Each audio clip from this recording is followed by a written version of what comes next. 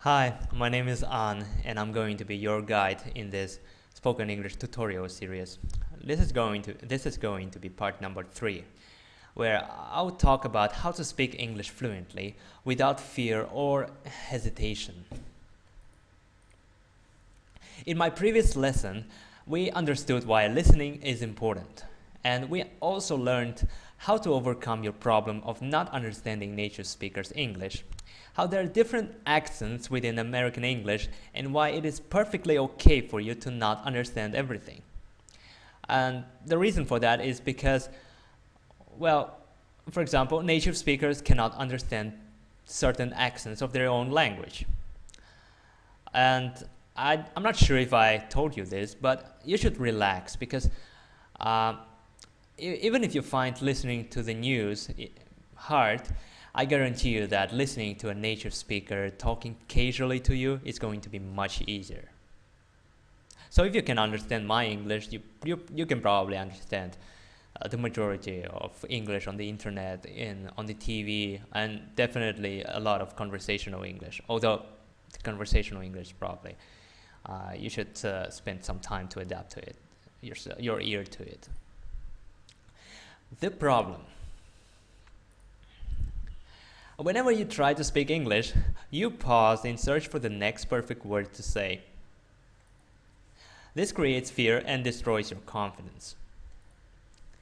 Fear and hesitation, and that's how my Indian friends describe their problem. The fear of speaking. I think that you should not worry about it. Let's talk about confidence first. Confidence is basically a sum of self-esteem and competence. Self-esteem is how much you like yourself just for yourself. It requires no reasoning. You can just like yourself just for no reason. And what this enables you to do, like you can make a mistake and it's fine because you like yourself. Someone else tells you that your English is not good, it's fine, you can improve. Because the truth is that without mistakes, you will not learn anything. Competence, on the other hand, is how well you can actually do something. It's actually your skill. In our case, it is how well you can speak English.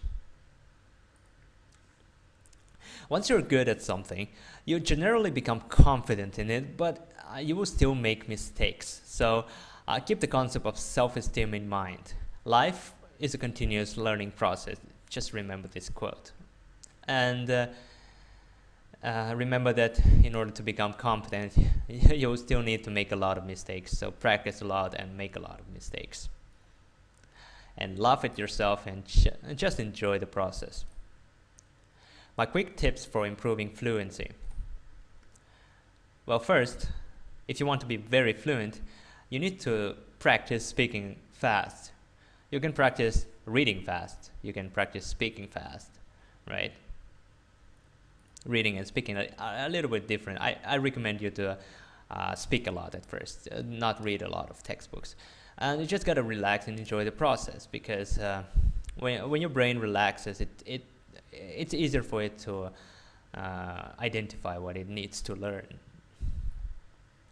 You need to learn stock phrases and stock sentence structures. And you need to constantly work on improving your vocabulary. And of course, none of this will work if you do not practice a lot. So do not forget to practice a lot. Practice a lot. And if you're worried about if you can actually learn a lot of vocabulary, you should just wait for my improving vocabulary lesson. Okay, let's talk about learning stock sentence structures. I'll give you a few examples, but the stock sentence structures are for expressing certain types of ideas or expressing the change of ideas, right? Example number 1. Just because something doesn't mean that something else.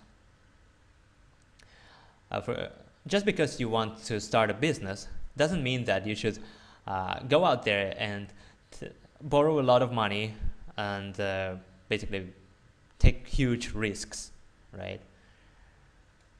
example number 2. I know that something, but I wouldn't necessarily something else. It's it's it's also the first example was about contrasting ideas. This one is also about contrasting ideas, but it's more like disagreeing with something. Well, both examples can be used as sentence structures for disagreeing with an idea. Okay, let's fill in this sentence structure with the words. For example, I know that you can ride a bicycle, but I wouldn't necessarily trust you my motorbike.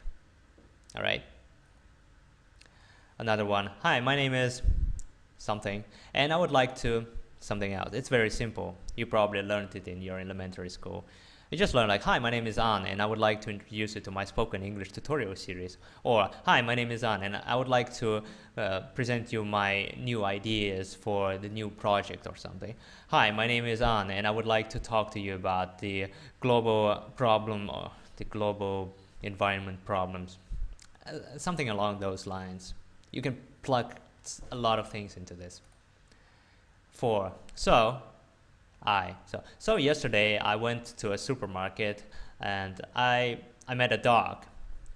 So tomorrow I will be doing my homework. So I advise you to not disturb me. You just learn it. Like it's like changing the ideas. These stock phrases you'll be if you just learn them, just sentence structures, right? Phrases and sentence structures. You just learn it and use them subconsciously later on, because when you want to express certain kinds of ideas, you will remember, like you will you will know what to say if you just listen to a lot of English and learn these stock sentence structures. So there are a lot of them, and there are a lot of ways to express the same idea in English. So just pick whatever you hear in whatever style, whatever structures you like, and memorize them. So for example, if you like the styles like Steve Jobs style of speaking, then you can copy his style of English. Or if you like I don't know, Justin Timberlake, he's an American music producer right now, you can try to mimic his sentence structure, his style of speaking, right? How to learn stock sentence structures. You need to listen and read a lot of English. Copy whatever you hear. I recommend that you listen to a lot of English, because you will hear a lot of spoken English that way. And you will hear a lot of things that you will like. Participate in conversations on the forums. Speak with your friends. Make sure you memorize how to deliver your ideas and use the sentences of transitions, reasoning, to emphasize something, and etc. Speak more English at home. If you find that anytime you find that you're not able to express certain idea of yours translate it into English, you need to work on it. And learn English in phrases and not words, at least at first. Then, of course, ideally you want to learn in phrases and in words to have perfect English, right? But if you just want to speak basic English, and you will make a lot of mistakes if you just do it that way. You can learn English in phrases, just learn phrases. That's how I learned Vietnamese in my first months. Your language will not be perfect, but you'll be able to at least talk fluently, but with mistakes. And start thinking in English and always be willing to improve. Learn new vocabulary, learn grammar. Later on, you need to learn it. Grammar should support your spoken English, not vice versa. All right? And yes, grammar is not necessary at first, but you will need it later in order to become perfect in English. And listen to how native speakers are not perfect themselves. So it's okay for you to make mistakes. It's okay for you to make mistakes because, for example, in TOEFL speaking lessons, exercises, you will hear a lot of examples of native speakers making mistakes. They will pause, correct, and rephrase themselves a lot. For example, I might be talking about something like, oh, so yesterday I went to a job interview with this, and I met this old lady. Oh, actually, no, she wasn't an old lady. She was an old man, and we talked about parallel programming and how well I can communicate in English. Actually, in English and Spanish, because it's an English-Spanish company, and etc. etc. Right? And you hear me like correcting myself several times, and it's fine. It's fine. It's fine to do it from time to time. You can learn filter words like well, but you should use them sparingly. The less filter words, the fewer filter words you use throughout your speech, the more charismatic you will, the more intelligent you will sound. And there are more slangy filter words like, you know what I mean, and yo, but I do not recommend you learn them. They can be fun, so it's up to you to use them or not. I usually don't use them unless I'm with my friends and just kicking it. So what do you need to do? You need to continue listening to a lot of English. You need to learn stock sentence structures. You just learn phrases and structures, all right? So that then later you learn a lot of vocabulary, improve your vocabulary, and then you can just fit this vocabulary into your stock structures, sentence structure. And vocabulary will be in my next lesson, the topic of vocabulary. And always try to use English in your environment, at your home, or when you're doing groceries. You need to start thinking in English, in other words. All right, thanks. That's it for today. That's it for this lesson. So in my next lesson, I'm going to talk about how to build a huge vocabulary.